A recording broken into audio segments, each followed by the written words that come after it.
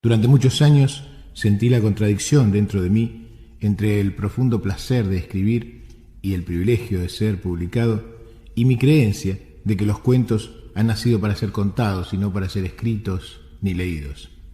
Hoy, gracias a la tecnología y gracias a la complicidad de mi editor, he decidido intentar hacerte un regalo para solucionar esta contradicción interna. Imaginemos que estamos en un lugar, en el lugar que vos elijas. Imaginemos que cerrás los ojos y que dejás que mi voz te lleve.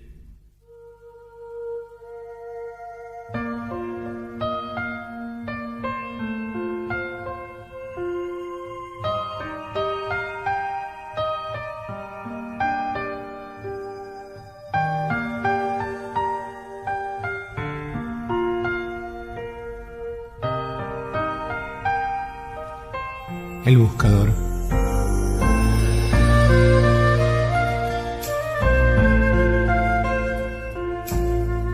Esta es la historia de un hombre al que yo definiría como un buscador. Un buscador es alguien que busca, no necesariamente alguien que encuentra. Tampoco es alguien que necesariamente sabe qué es lo que está buscando. Es simplemente alguien para quien su vida es una búsqueda. Un día, el buscador sintió que debía ir hacia la ciudad de Camir. Él había aprendido a hacer caso riguroso de estas sensaciones que venían desde un lugar desconocido de sí mismo. Así que dejó todo y partió.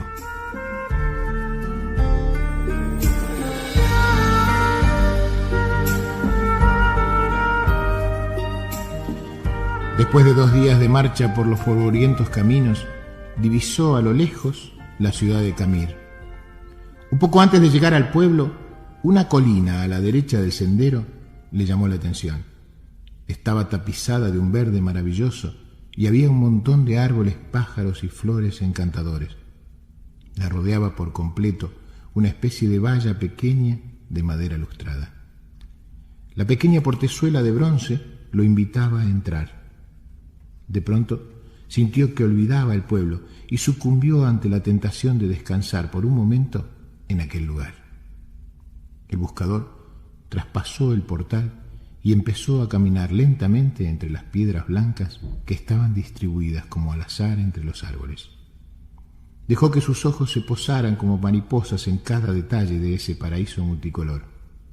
Sus ojos eran los de un buscador, y quizás por eso descubrió sobre una de las piedras aquella inscripción: Abdul Tarek vivió 8 años, 6 meses, 2 semanas y 3 días. Se sobrecogió un poco al darse cuenta de que esa piedra no era simplemente una piedra, era una lápida. Sintió pena al pensar que un niño de tan corta edad estaba enterrado en ese lugar.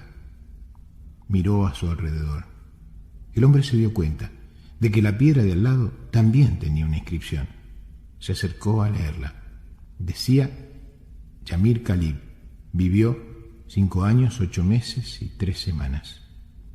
El buscador se sintió terriblemente conmocionado. Este hermoso lugar era un cementerio y cada piedra una tumba.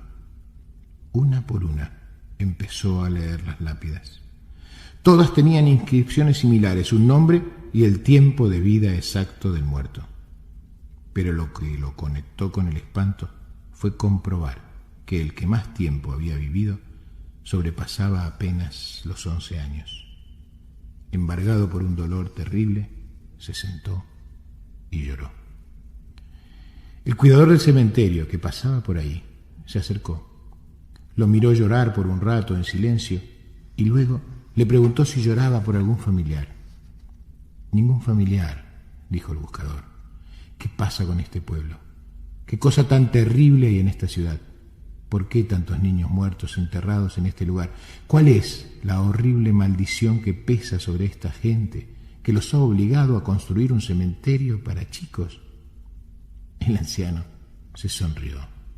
«Puede usted serenarse», le dijo. «No hay tal maldición.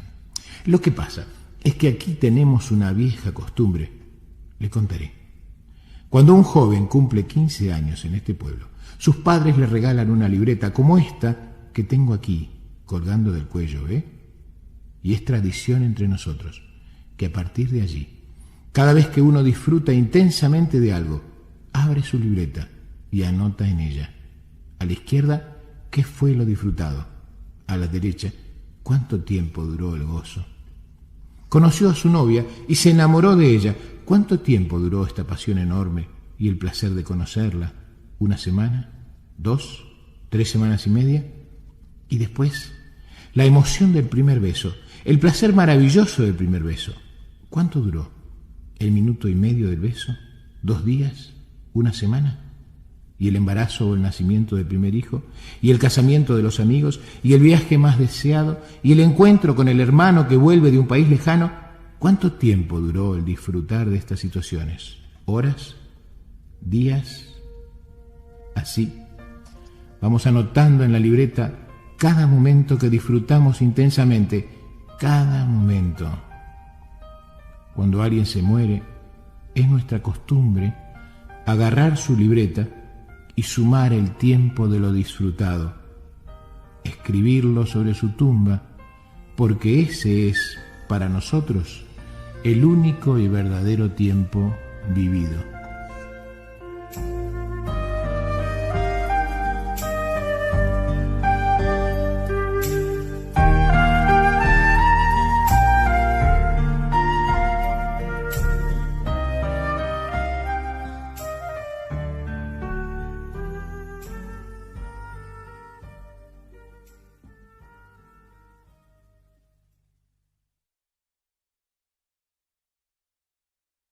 Súbase a bordo. Este es el principio del viaje.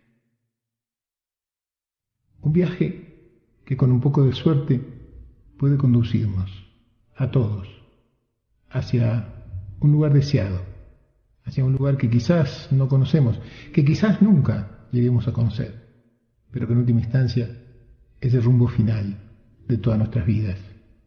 Es el sendero que nos conduce hacia la sabiduría.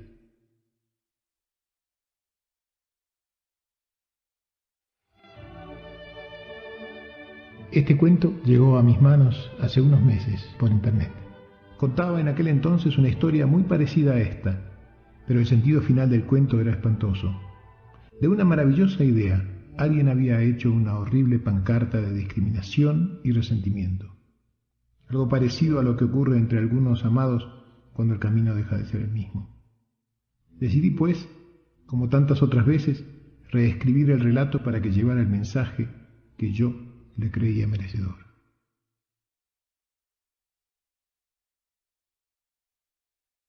La historia nos lleva a la época del rey Arturo y de los caballeros de la mesa redonda, tiempos de hechicería y de castillos de puentes levadizos, tiempos de intrigas y de batallas heroicas, tiempo de dragones mágicos que arrojan fuego por la boca y de paladines de honor y valor ilimitados.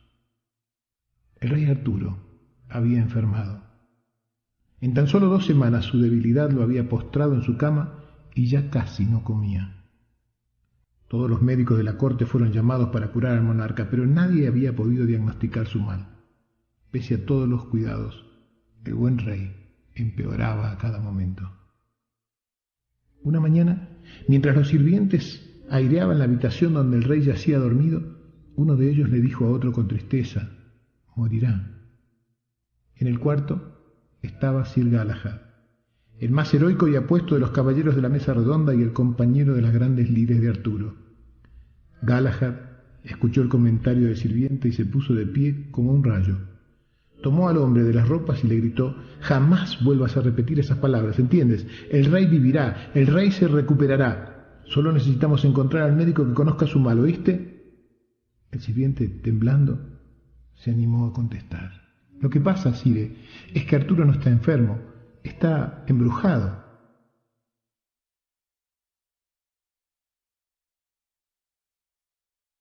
Eran épocas donde la magia era tan lógica y natural como la ley de gravedad. «¿Por qué dices eso, maldición?», preguntó Galahad. «Tengo muchos años, mi señor, y he visto decenas de hombres y mujeres en esta situación. Solamente uno de ellos ha sobrevivido.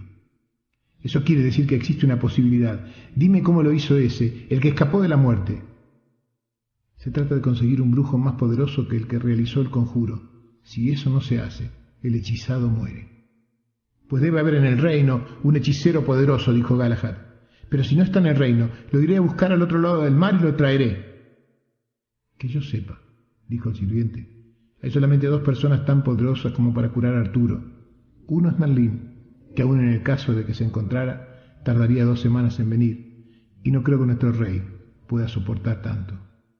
¿Y la otra persona? El viejo sirviente bajó la cabeza, moviéndola de un lado a otro negativamente. La otra persona es la bruja de la montaña. Pero aun cuando alguien fuera suficientemente valiente para ir a buscarla, lo cual dudo, ella jamás vendría a curar al rey que la expulsó del palacio hace tantos años.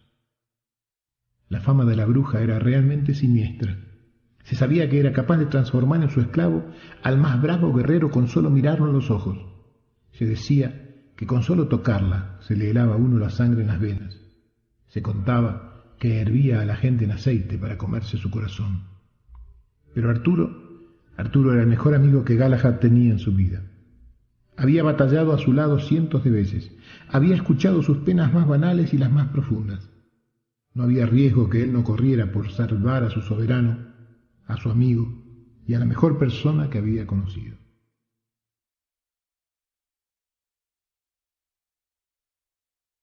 Galahad calzó su armadura y montando su caballo se dirigió a la montaña negra donde estaba la cueva de la bruja. Apenas cruzó el río, notó que el cielo empezaba a oscurecerse. Nubes opacas y densas parecían ancladas al pie de la montaña. Al llegar a la cueva, la noche parecía haber caído a pleno día.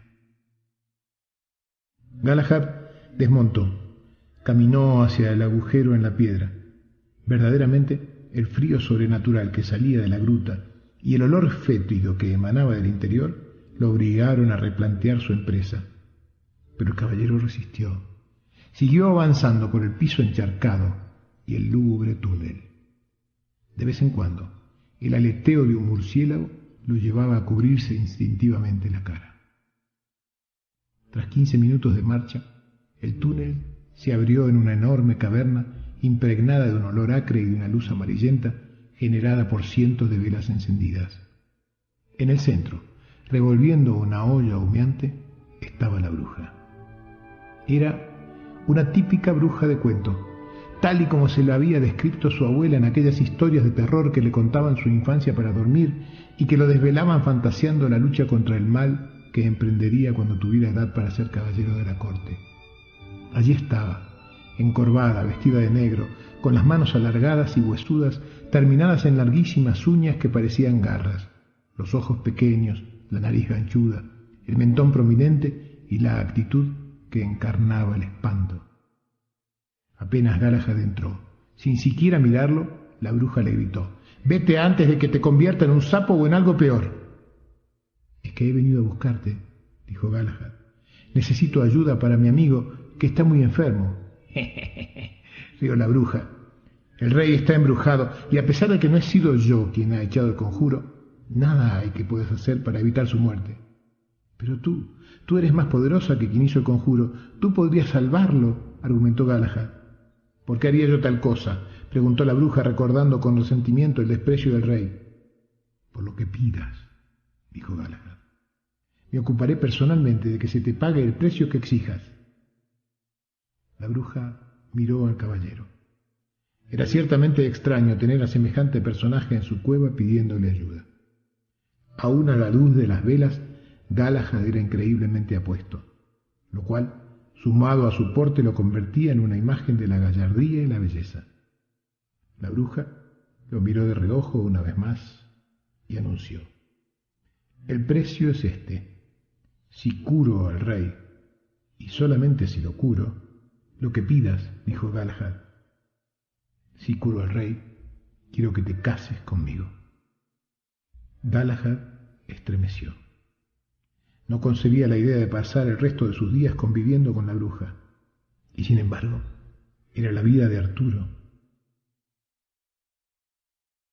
¿Cuántas veces su amigo le había salvado la vida en una batalla? Le debía no una, sino 100 veces su vida. Además, el reino necesitaba mucho más de Arturo que de un Galahad feliz. Sea, dijo el caballero, si curas a Arturo, te desposaré. Te doy mi palabra, pero por favor, apúrate. Temo llegar al castillo y que sea tarde para salvarlo. En silencio, la bruja tomó una maleta, puso unos cuantos polvos y brebajes en su interior, recogió una bolsa de cuero llena de extraños ingredientes y se dirigió al exterior seguida por Galahad. Al llegar afuera, Sir Galahad trajo su caballo y, con el cuidado de quien trata a una reina, ayudó a la bruja a montar en la grupa. Montó a su vez y empezó a galopar hacia el castillo del rey. Una vez en el castillo, gritó al guardia para que bajara el puente, y éste, no sin cierta resistencia, lo hizo.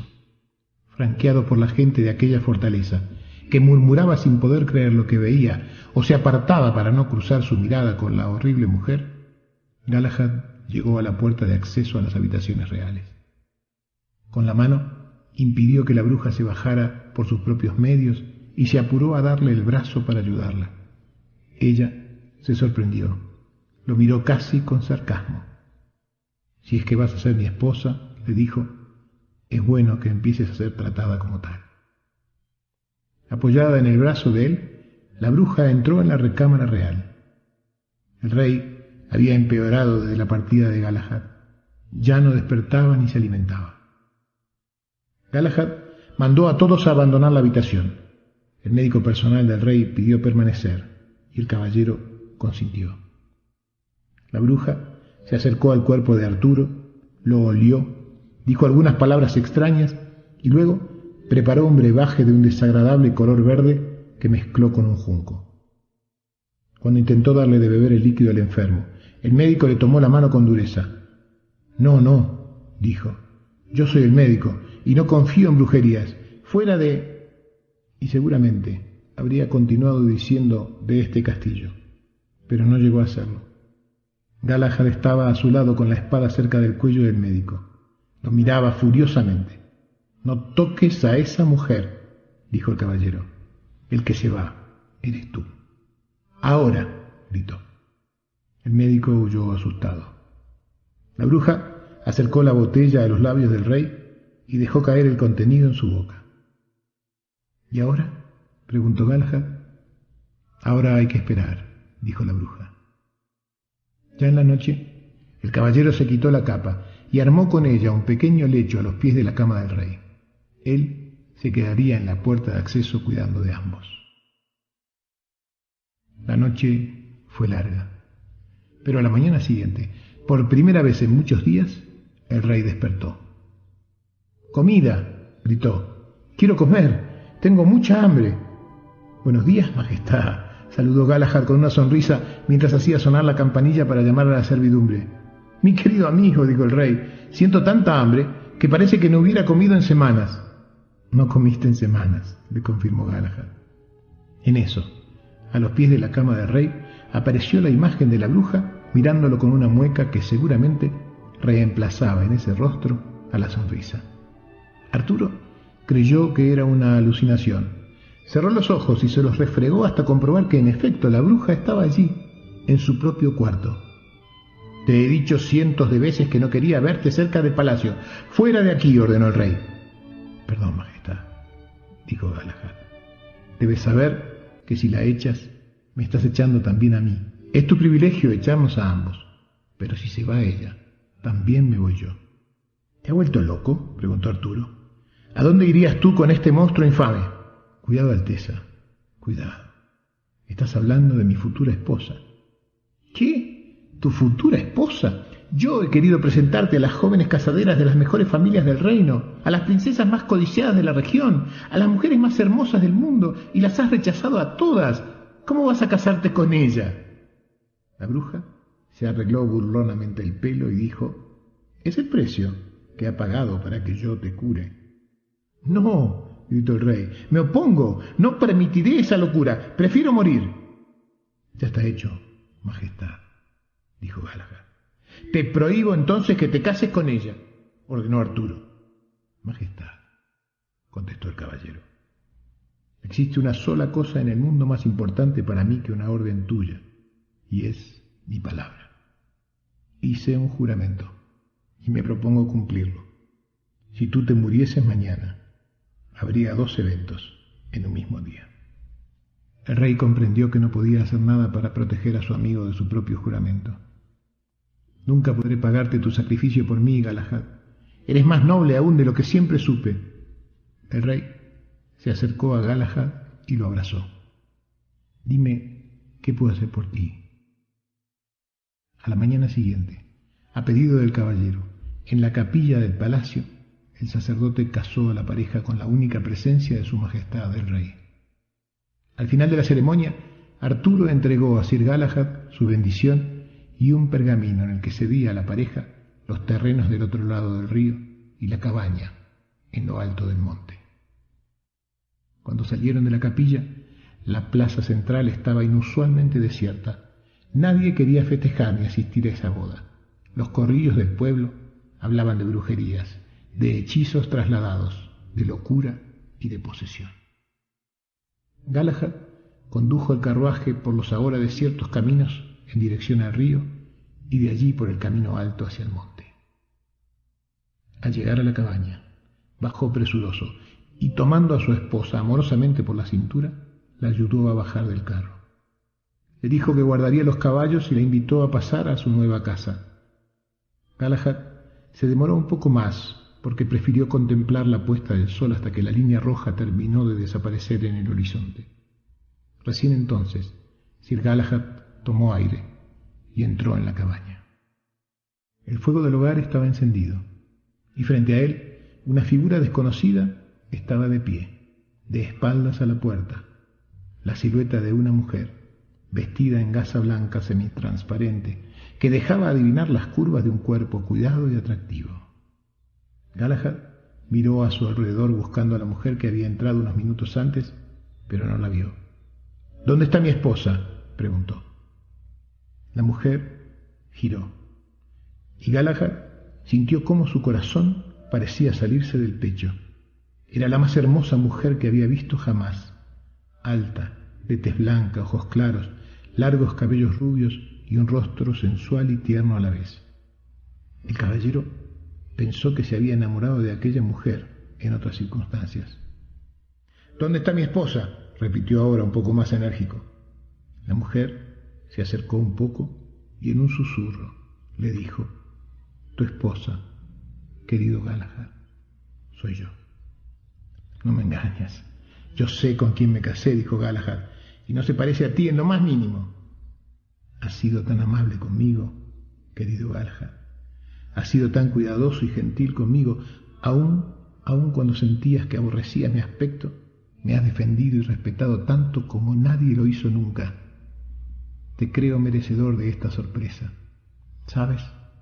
La mitad del tiempo que estemos juntos tendré este aspecto que ves, y la otra mitad del tiempo el aspecto con el que me conociste».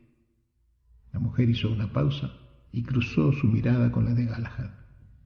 «Y como eres mi esposo, mi amado y maravilloso esposo, es tu privilegio tomar esta decisión. ¿Qué prefieres, esposo mío? ¿Quieres que sea esta que ves de día y la otra de noche? ¿O quieres que sea la otra de día y esta de noche?» Dentro del caballero el tiempo se detuvo. Este regalo del cielo era más de lo que nunca había soñado. Él se había casado, resignado a su destino, por amor a su amigo Arturo, y allí estaba ahora, pudiendo elegir su futura vida. Debía pedirle a su esposa que fuera la hermosa de día para pasearse ufanamente por el pueblo siendo la envidia de todos y padecer en silencio y soledad la angustia en sus noches con la bruja. O más bien debía tolerar las burlas y desprecios de todos los que la vieron del brazo con la bruja y consolarse sabiendo que cuando anocheciera tendría para él solo el placer celestial de la compañía de esta hermosa mujer de la cual ya se había enamorado. Sir Galahad, el noble Sir Galahad, pensó y pensó y pensó. Por fin levantó la cabeza y habló. Ya que eres mi esposa, mi amada y elegida esposa, te pido que seas la que tú quieras ser en cada momento de cada día de nuestra vida juntos.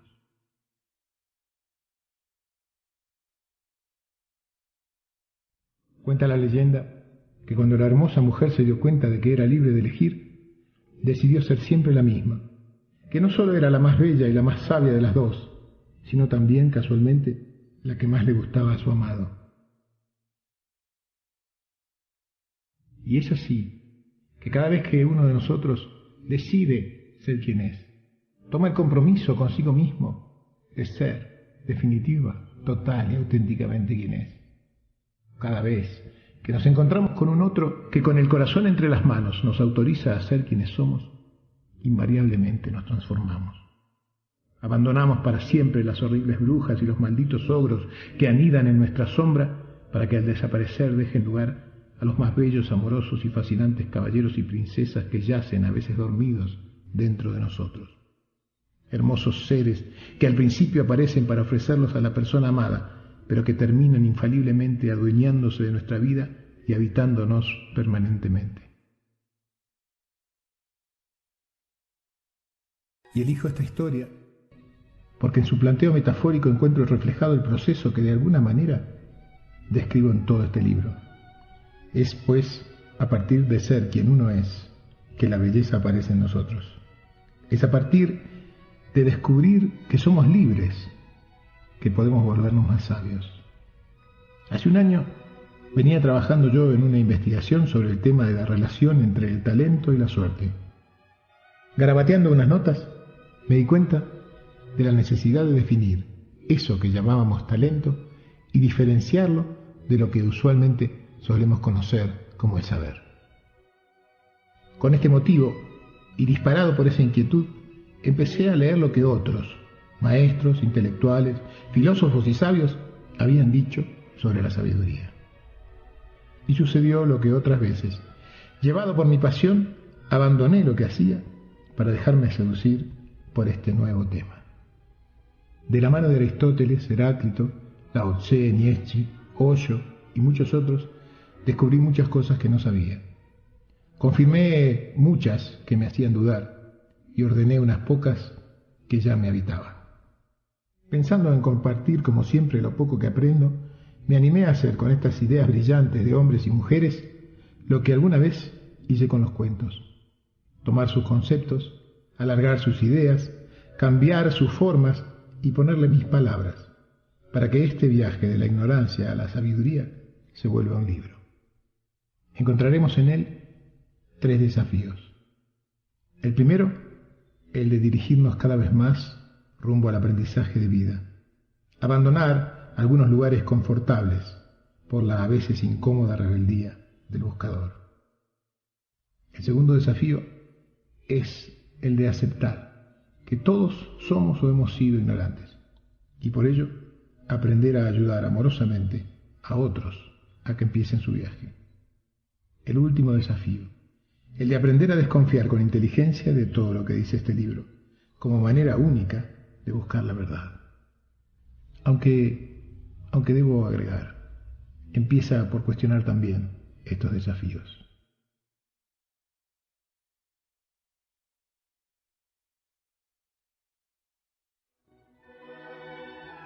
Hace muchos años, en los primeros minutos de una película, el actor principal contaba una pequeña historia de su infancia. No recuerdo el nombre del film, y me parece que era bastante malo, pero el texto se llamaba El río perdido, y me acompaña desde entonces.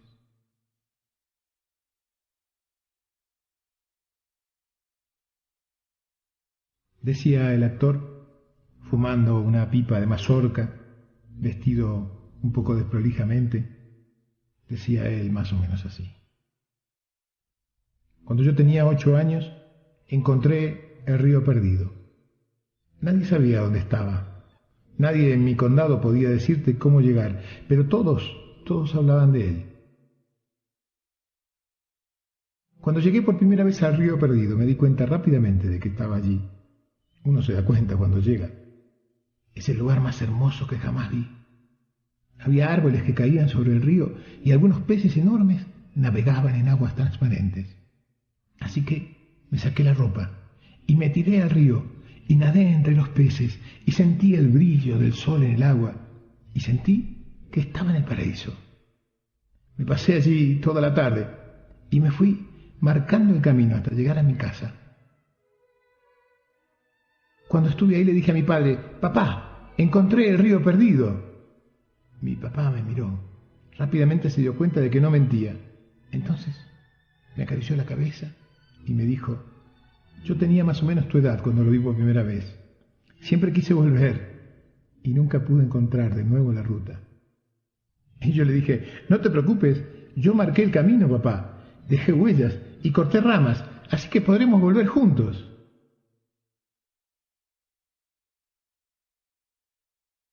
Al día siguiente, cuando quise volver, no pude encontrar las marcas que yo mismo había hecho, y el río se volvió perdido también para mí. Entonces me quedó el recuerdo y la sensación de que tenía que buscarlo alguna vez.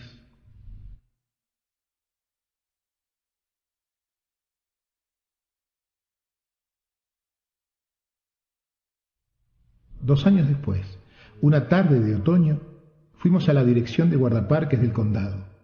Mi papá necesitaba trabajo. Había salido un aviso en el periódico. Bajamos a un sótano y mientras mi padre esperaba en una fila para ser entrevistado, vi que en una pared había un mapa enorme que reproducía cada lugar del condado. Cada montaña, cada río, cada accidente geográfico estaba ahí. Así que me acerqué con mis hermanos, que eran menores, para tratar de mostrarles el río perdido, tratar de encontrarlo en el mapa. Buscamos y buscamos, pero sin éxito. Entonces se acercó un guardaparques grandote con bigotes que me dijo: «¿Qué estás buscando, hijo?» «Buscamos el río perdido», dije yo, esperando su ayuda. Pero el hombre respondió: «No existe ese lugar». «¿Cómo que no existe? Si yo nadé allí». Entonces el hombre me dijo: «Nadaste en el río Rojo». Y yo le dije: «Nadé en los dos y sé la diferencia». Pero él insistió: «Ese lugar no existe». En eso regresó mi papá. Le tiré del pantalón y le dije: «Dile, papá, dile que existe el río perdido, dile». Y entonces el señor de uniforme me dijo mientras miraba a mi padre: «Mira, niño, este país depende de que los mapas se atengan a la realidad. Cualquier cosa que existiera y no estuviera aquí en el mapa del Servicio Oficial de Guardabosques del Estado sería una amenaza contra la seguridad del país. Así que en este mapa dice que el río perdido no existe, y entonces el río perdido no existe». Yo seguí tirando de la manga de mi papá y le dije: «Dile, papá, dile».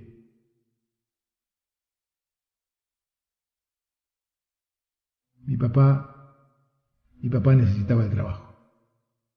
Así que bajó la cabeza y dijo: «No, hijo, él es el experto. Si él lo dice, debe ser que no existe». Y ese día aprendí algo. Cuidado con los expertos.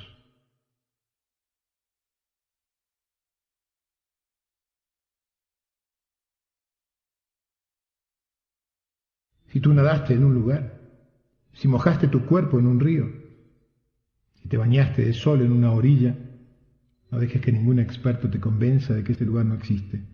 Confía en tus sensaciones más que en los expertos, porque los expertos son gente que pocas veces se moja.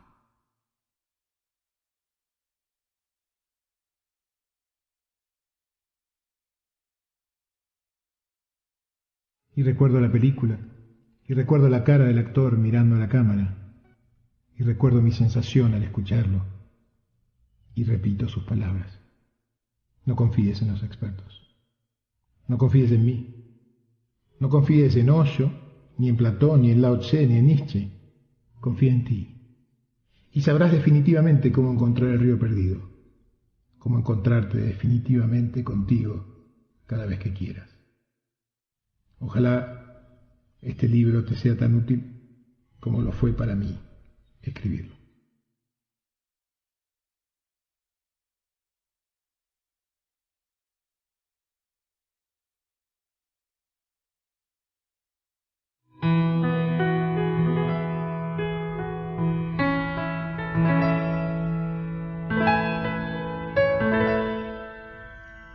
Un lugar en el bosque.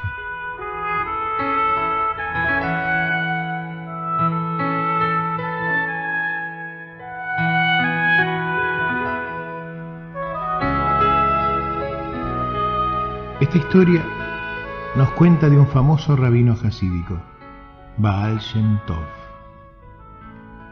Baal Shem Tov era muy conocido dentro de su comunidad porque todos decían que él era un hombre tan piadoso, tan bondadoso, tan casto, tan puro, que Dios escuchaba sus palabras cuando él hablaba. Se había hecho una tradición en este pueblo. Todos los que tenían un deseo insatisfecho o necesitaban algo que no habían podido conseguir, iban a ver al rabino. Y entonces Baal Shem Tov se reunía con ellos una vez por año en un día especial que él elegía.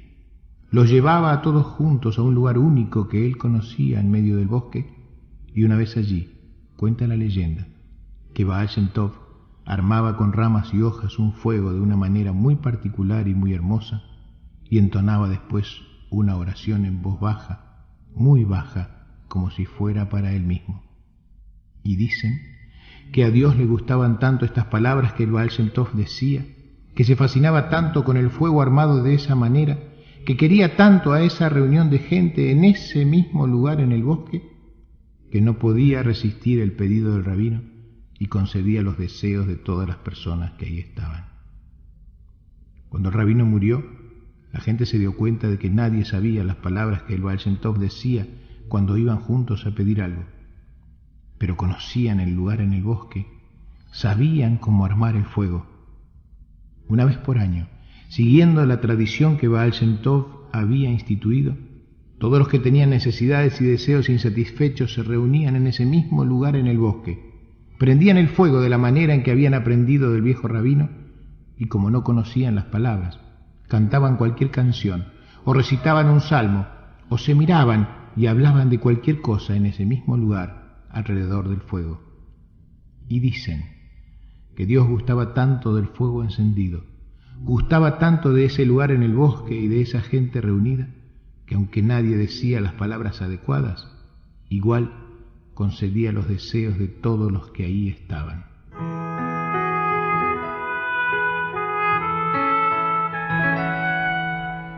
El tiempo ha pasado y de generación en generación la sabiduría se ha ido perdiendo. Y aquí estamos nosotros. Nosotros no sabemos cuál es el lugar en el bosque.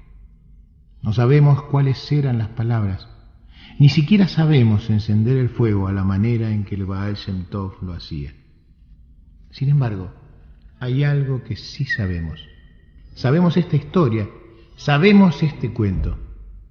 Y dicen que Dios adora tanto este cuento, que le gusta tanto esta historia, que basta que alguien la cuente y que alguien la escuche para que Él, complacido, satisfaga cualquier necesidad y conceda cualquier deseo a todos los que están compartiendo ese momento. Ojalá así sea.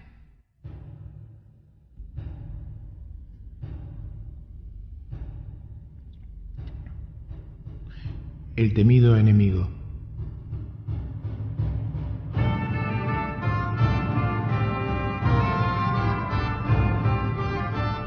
Había una vez, en un reino muy lejano y perdido, un rey al que le gustaba mucho sentirse poderoso. Su deseo de poder no se satisfacía solo con tenerlo. Él necesitaba, además, que todos lo admiraran por ser poderoso. Así como a la madrastra de Blancanieves no le alcanzaba con verse bella, también él necesitaba mirarse en un espejo que le dijera lo poderoso que era. Él no tenía espejos mágicos, pero contaba con un montón de cortesanos y sirvientes a su alrededor a quienes preguntarle si él era el más poderoso del reino. Invariablemente, todos le decían lo mismo. Alteza, eres muy poderoso, pero tú sabes que el mago tiene un poder que nadie posee. Él conoce el futuro. En aquel tiempo, alquimistas, filósofos, pensadores, religiosos y místicos eran llamados genéricamente magos. El rey estaba muy celoso del mago del reino, pues aquel no solo tenía fama de ser un hombre bueno y generoso, sino que además el pueblo entero lo amaba, lo admiraba y festejaba que él existiera y viviera allí. No decían lo mismo del rey, quizás porque necesitaba demostrar que él era quien mandaba. El rey no era justo ni ecuánime y mucho menos bondadoso. Un día, cansado de que la gente le contara lo poderoso y querido que era el mago, o motivado por esa mezcla de celos y temores que genera la envidia, el rey urdió un plan. Organizaría una gran fiesta a la cual invitaría al mago, y después de la cena pediría la atención de todos, llamaría al mago al centro del salón y delante de los cortesanos le preguntaría si era cierto que sabía leer el futuro. El invitado tendría dos posibilidades: decir que no, defraudando así la admiración de los demás, o decir que sí, confirmando el motivo de su fama. El rey estaba seguro de que escogería la segunda posibilidad. Entonces le pediría que le dijera la fecha en la que el mago del reino iba a morir. Este daría una respuesta, un día cualquiera, no importaba cuál. En ese mismo momento planeaba el rey sacar su espada y matarlo. Conseguiría con esto dos cosas de un solo golpe. La primera, deshacerse de su enemigo para siempre. La segunda, demostrar que el mago no había podido adelantarse al futuro, ya que se había equivocado en su predicción. Se acabarían en una sola noche el mago y el mito de sus poderes. Los preparativos se iniciaron enseguida, y muy pronto el día del festejo llegó.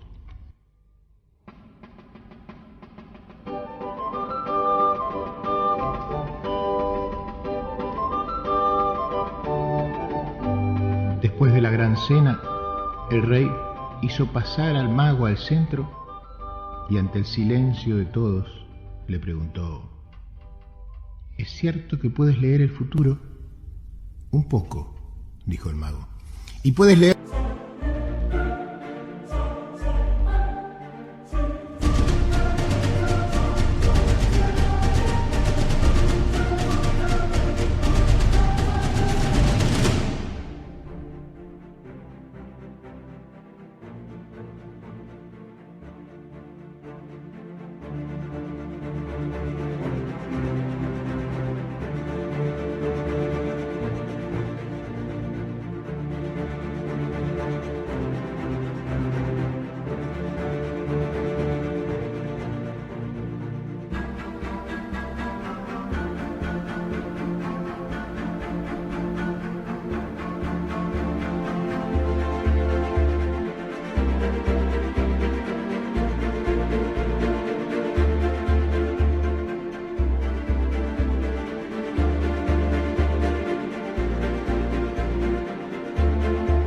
¿Tu propio futuro?, preguntó el rey. Un poco, dijo el mago. Entonces, quiero que me des una prueba, dijo el rey. ¿Qué día morirás? ¿Cuál es la fecha de tu muerte? El mago se sonrió, lo miró a los ojos y no contestó. ¿Qué pasa, mago?, dijo el rey sonriente. ¿No lo sabes? ¿No es cierto que puedes ver el futuro? No es eso, dijo el mago.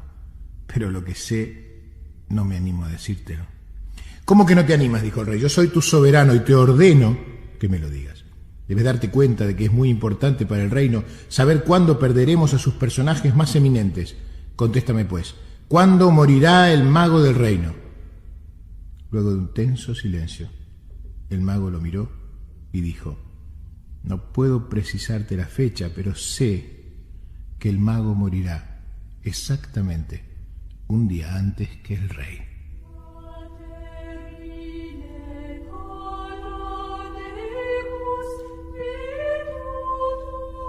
Durante unos instantes el tiempo se congeló. Un murmullo corrió por entre los invitados.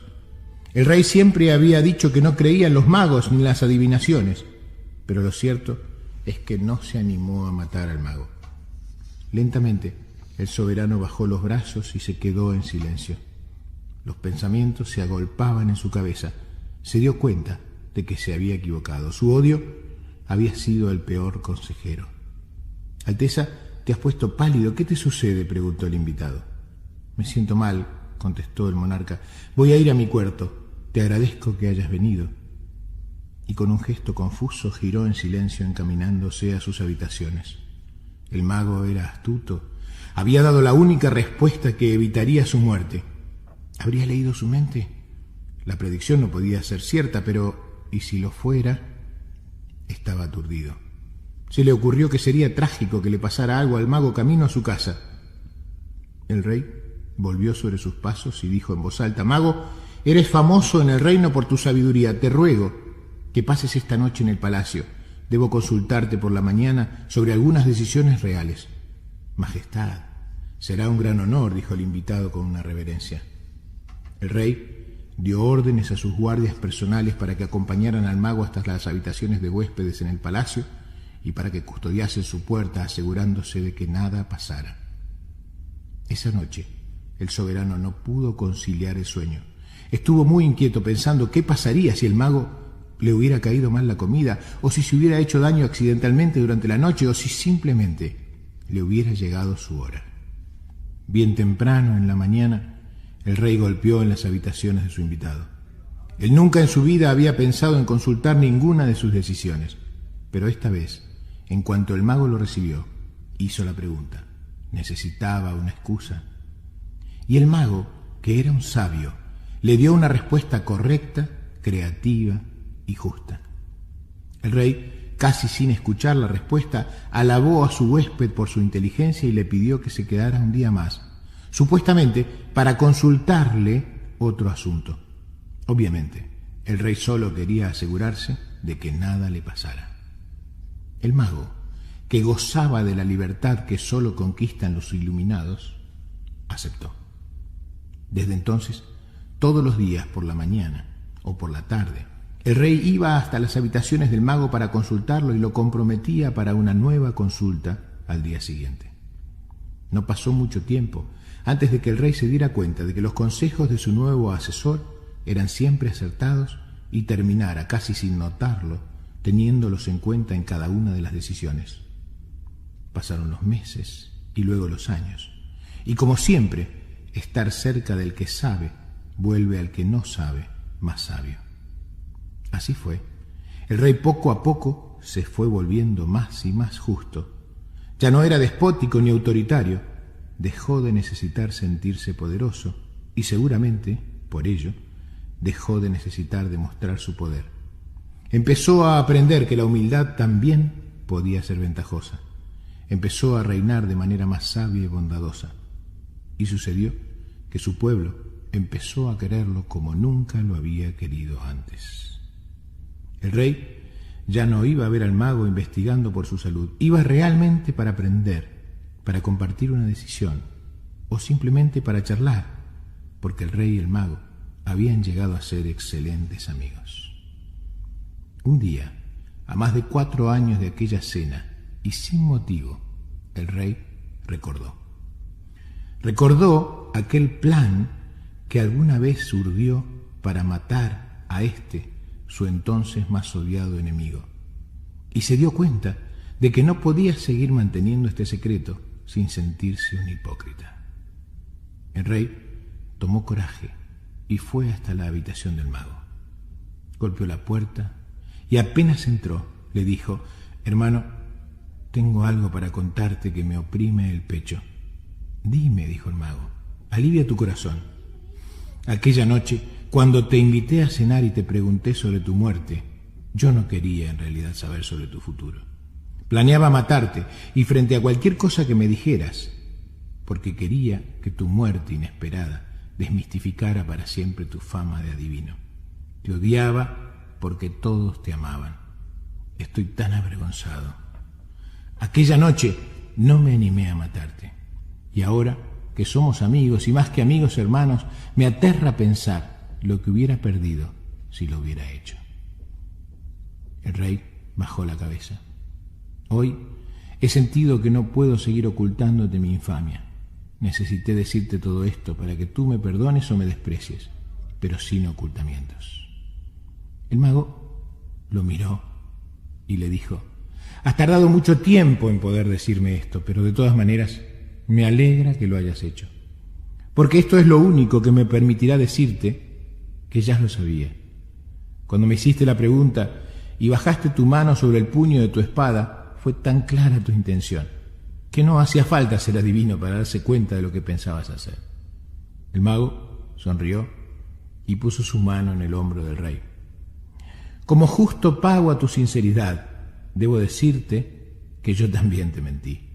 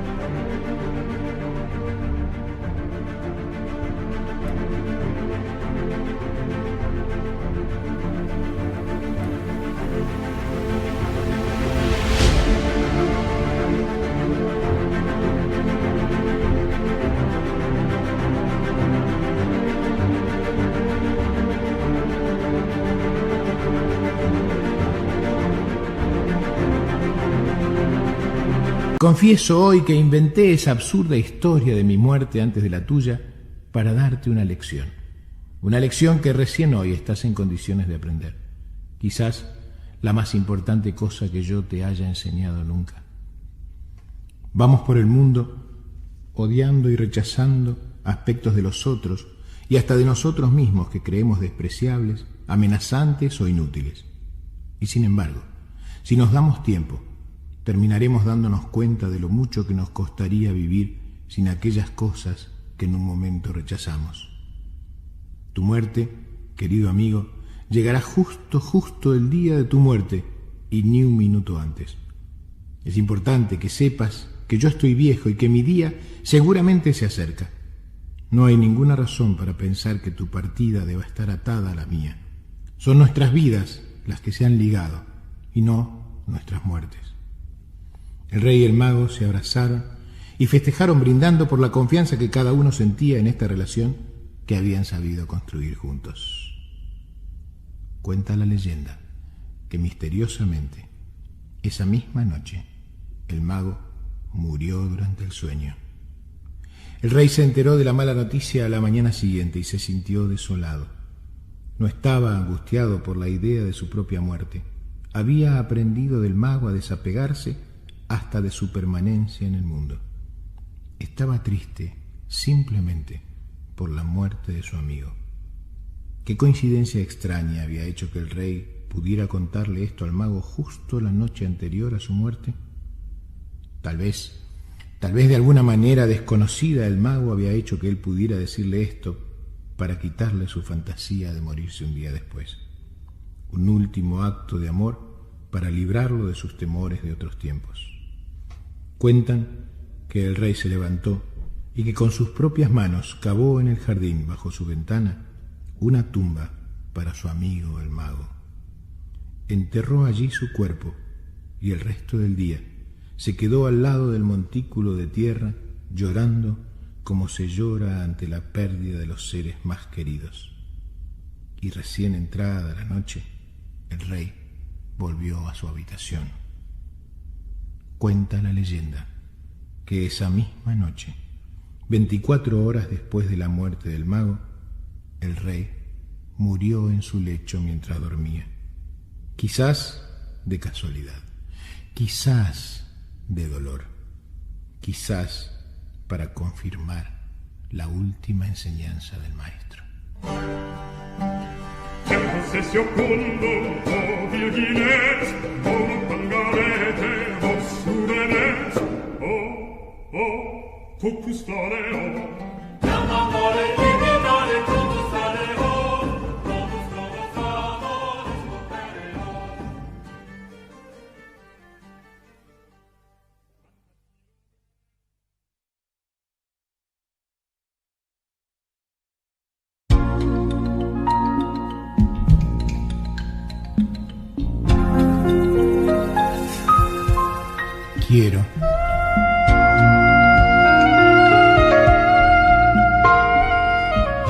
Quiero que me oigas sin juzgarme. Quiero que opines sin aconsejarme. Quiero que confíes en mí sin exigirme. Quiero que me ayudes sin intentar decidir por mí. Quiero que me cuides sin anularme. Quiero que me mires sin proyectar tus cosas en mí. Quiero que me abraces sin asfixiarme. Quiero que me animes sin empujarme. Quiero que me sostengas sin hacerte cargo de mí. Quiero que me protejas sin mentiras. Quiero que te acerques sin invadirme. Quiero que conozcas las cosas mías que más te disgusten, que las aceptes y no pretendas cambiarlas. Quiero que sepas que hoy podés contar conmigo sin condiciones.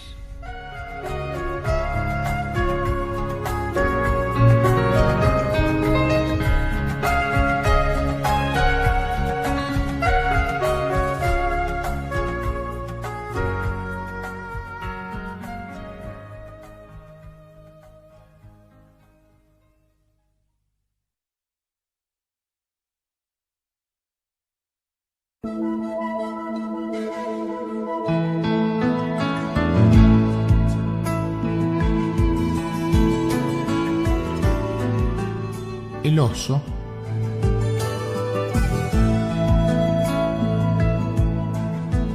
Esta historia habla de un sastre, un zar y su oso. Un día, el zar descubrió que uno de los botones de su chaqueta preferida se había caído. El zar era caprichoso, autoritario y cruel. Cruel como todos los que se enmarañan por demasiado tiempo en el poder. Así que, furioso por la ausencia del botón, mandó a buscar a su sastre y ordenó que a la mañana siguiente fuera decapitado por el hacha del verdugo. Nadie contradecía al emperador de todas las Rusias, así que la guardia fue hasta la casa del sastre y, arrancándolo de entre los brazos de su familia, lo llevó a la mazmorra del palacio para esperar allí su muerte. Cuando cayó el sol, un guardiacárcel le llevó al sastre la última cena. El sastre revolvió el plato de comida con la cuchara y, mirando al guardiacárcel, dijo: «Pobre del zar». El guardiacárcel no pudo evitar reírse. «Pobre del zar», dijo. «Pobre de ti. Tu cabeza quedará separada de tu cuerpo unos cuantos metros mañana a la mañana». «Sí lo sé, pero mañana en la mañana. El zar perderá mucho más que un sastre. El zar perderá la posibilidad de que su oso, la cosa que más quiere en el mundo, su propio oso, aprenda a hablar». «¿Tú sabes enseñarle a hablar a los osos?», preguntó el guardiacárcel sorprendido. «Un viejo secreto familiar», dijo el sastre. Deseoso de ganarse los favores del zar, el pobre guardia corrió a contarle al soberano su descubrimiento. El zar sabía enseñar a hablar a los osos. El zar se sintió encantado. Mandó rápidamente a buscar al sastre y le ordenó: «Enséñale a mi oso a hablar nuestro lenguaje». «Majestad», dijo el sastre, «mucho me gustaría complaceros, pero la verdad es que enseñar a hablar a un oso es una ardua tarea y lleva tiempo, y lamentablemente, tiempo es lo que menos tengo». El zar hizo un silencio y preguntó: «¿Cuánto tiempo llevaría el aprendizaje?». «Bueno, depende de la inteligencia del oso», dijo el sastre.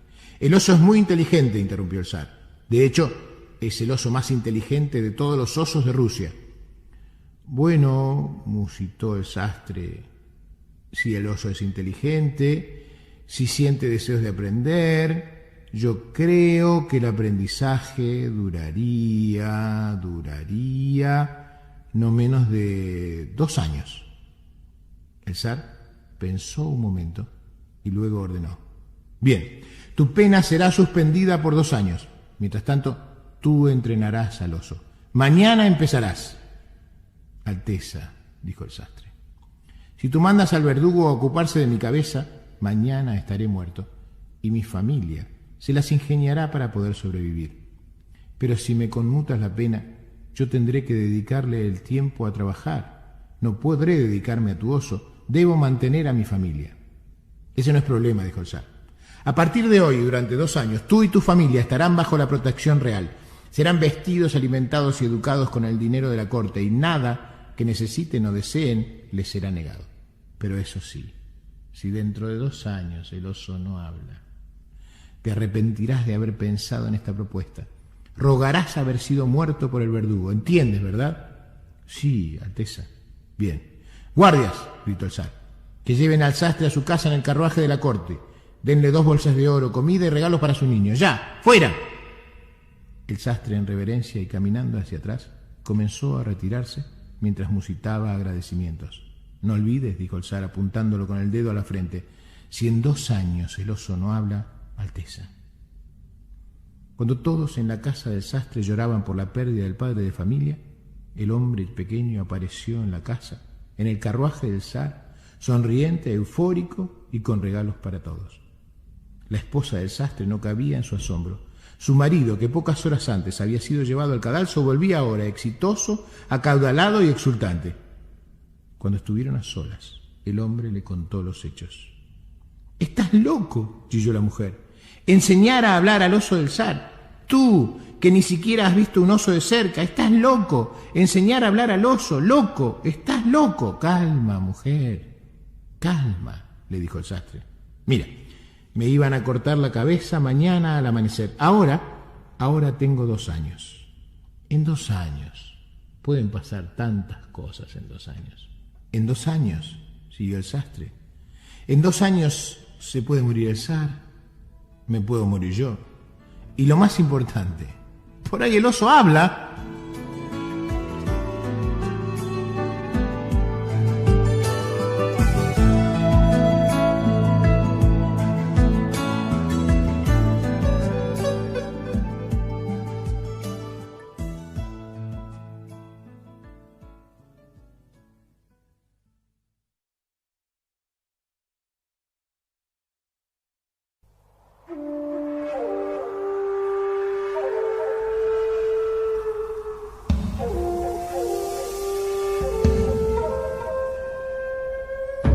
Obstáculos.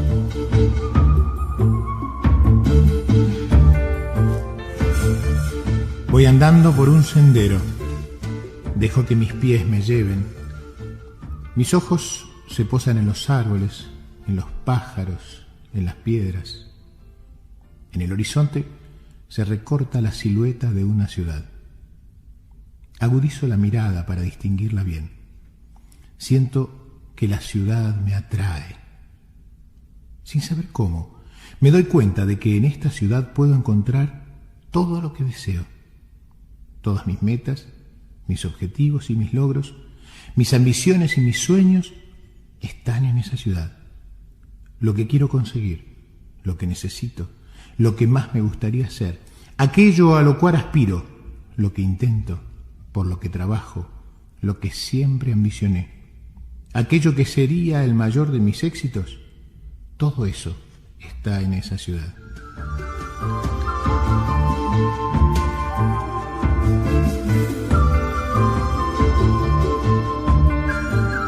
Sin dudar, empiezo a caminar hacia ella. A poco de andar, el sendero se hace cuesta arriba. Siento que me canso un poco más, pero no importa. Sigo. Diviso una sombra negra más adelante en el camino. Al acercarme, veo que una enorme zanja impide mi paso. Temo, dudo, me enoja que mi meta no pueda conseguirse fácilmente. De todas maneras, decido saltar la zanja. Retrocedo, tomo impulso y salto. Consigo pasarla. Me repongo. Sigo caminando. Unos metros más adelante aparece otra zanja. Vuelvo a tomar carrera y también la salto. Corro hacia la ciudad. El camino parece despejado. De pronto me sorprende un abismo que detiene mi camino. Me detengo. Imposible saltarlo. Veo que a un costado hay maderas, clavos y herramientas. Me doy cuenta de que están allí para construir un puente. Nunca he sido hábil con mis manos. Pienso en renunciar. Miro la meta que deseo y resisto. Empiezo a construir el puente. Pasan horas, o días, o meses. El puente está hecho. Emocionado, lo cruzo. Y al llegar al otro lado, descubro el muro. Un gigantesco muro frío y húmedo rodea la ciudad de mis sueños. Me siento abatido. Busco la manera de esquivarlo. No hay caso. Debo escalarlo. La ciudad está tan cerca. No dejaré que el mudo impida mi paso. Me propongo trepar. Descanso unos minutos. Tomo aire.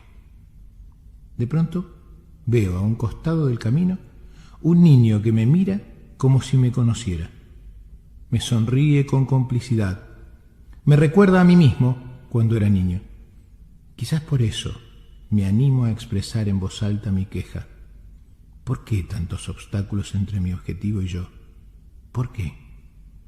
El niño se encoge de hombros y me contesta: ¿me lo preguntas a mí? Los obstáculos no estaban antes de que tú llegaras. Los obstáculos los trajiste tú.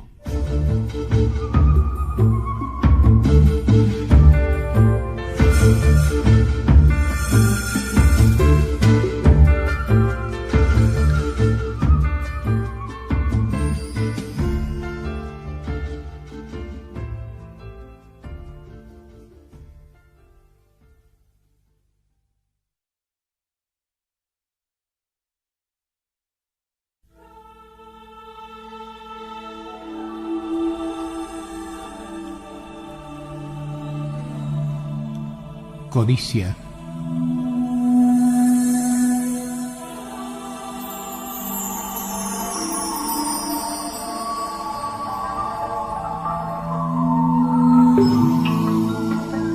Cavando para montar un cerco que separara mi terreno del de mi vecino, me encontré, enterrado en mi jardín, un viejo cofre lleno de monedas de oro.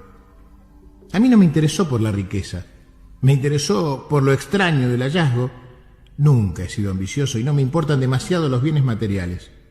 Pero igual desenterré el cofre, saqué las monedas y las lustré. Estaban tan sucias y arrumbadas las pobres. Mientras las apilaba sobre mi mesa prolijamente, las fui contando. Constituían en sí mismas una verdadera fortuna. Solo por pasar el tiempo, empecé a imaginarme todas las cosas que se podrían comprar con ellas. Pensaba en lo loco que se pondría un codicioso que se topara con semejante tesoro. Por suerte no era mi caso. Hoy vino un señor a reclamar las monedas. Era mi vecino.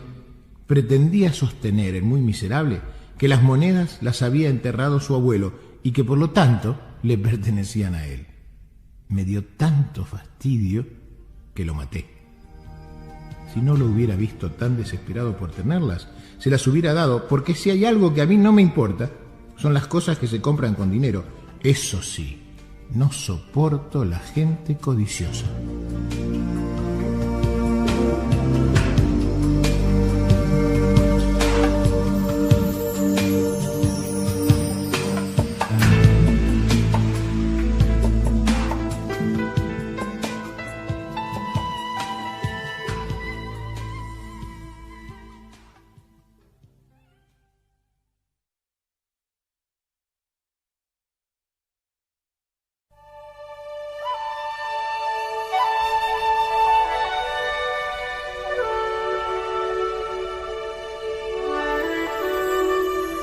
La tristeza y la furia.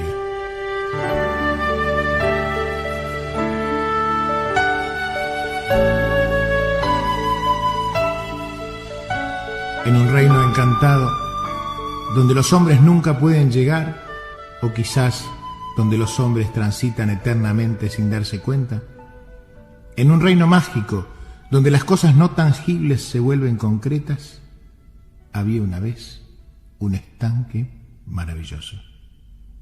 Era una laguna de agua cristalina y pura donde nadaban peces de todos los colores existentes y donde todas las tonalidades del verde se reflejaban permanentemente. Hasta este estanque mágico e intransparente se acercaron a bañarse haciéndose mutua compañía la tristeza y la furia. Las dos se quitaron sus vestimentas y desnudas las dos entraron al estanque.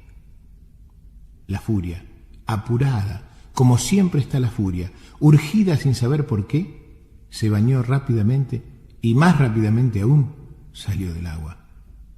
Pero la furia es ciega, o por lo menos no distingue claramente la realidad. Así que, desnuda y apurada, se puso al salir la primera ropa que encontró. Y sucedió que esa ropa no era la suya, sino la de la tristeza. Y así, vestida de tristeza, la furia se fue. Muy calma y muy serena, dispuesta como siempre a quedarse en el lugar donde está, la tristeza terminó su baño y sin apuro, o mejor dicho, sin conciencia del paso del tiempo, como es su costumbre, con pereza y lentamente salió del agua. En la orilla se encontró con que su ropa ya no estaba. Como todos sabemos, si hay algo que a la tristeza no le gusta, es quedar al desnudo. Así que se puso la única ropa que había junto al estanque, la ropa de la furia. Cuentan que desde entonces muchas veces uno se encuentra con la furia ciega, cruel, terrible y enfadada. Pero si nos damos el tiempo de mirar bien, encontramos que esta furia que vemos es solo un disfraz y que detrás del disfraz de la furia, en realidad, está escondida la tristeza.